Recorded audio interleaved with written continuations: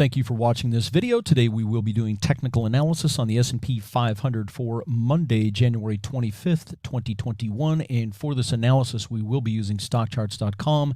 That is the charting service that I use and pay for, and I will leave a link to their site in the description box below this video. My name is Rodney Constable. I have over 30 years of investing experience, including over 25 years of experience trading stocks and options. I am a former financial advisor, a former vice president of a major mutual fund company, and I am the president and founder of Simple Market Signals at simplemarketsignals.com.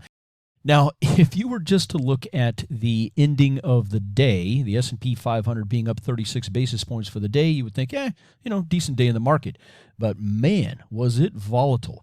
So the first chart that we're going to look at is a 2-day, 2-minute chart of the S&P 500. The reason, of course, I wanted you to see this is so that you could see that about 10:30 this morning on the 25th, look at how the market just went straight down for about 40 minutes and then bounced back. And by the end of the day, we were positive again and almost back to the highs of the day.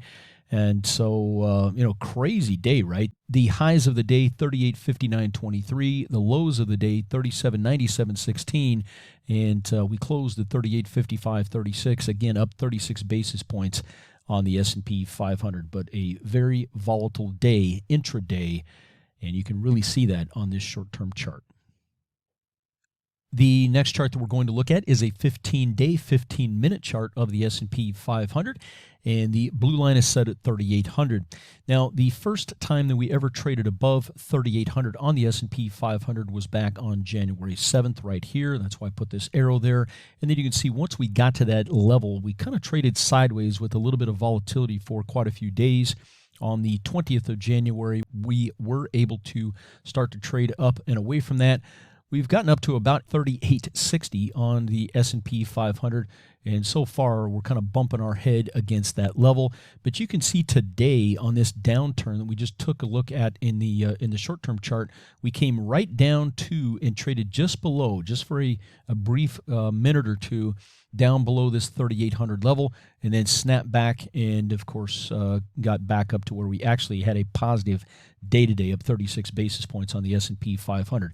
But you can see we checked back to that 3,800 level and effectively got back to where we were trading on January 7th. So, is this just a check back and knocking out some stops that will then allow us to go higher?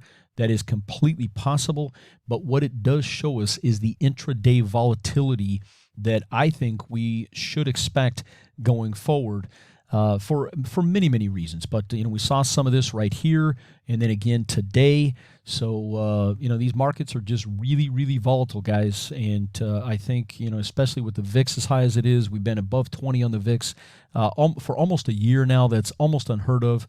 But with the way the markets are, I think we should just expect increased volatility, including intraday volatility on a go-forward basis.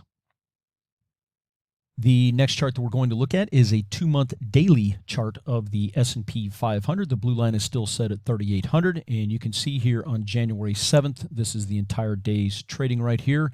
And this is, of course, the first day that we ever traded up to and above the 3,800 level on the S&P 500.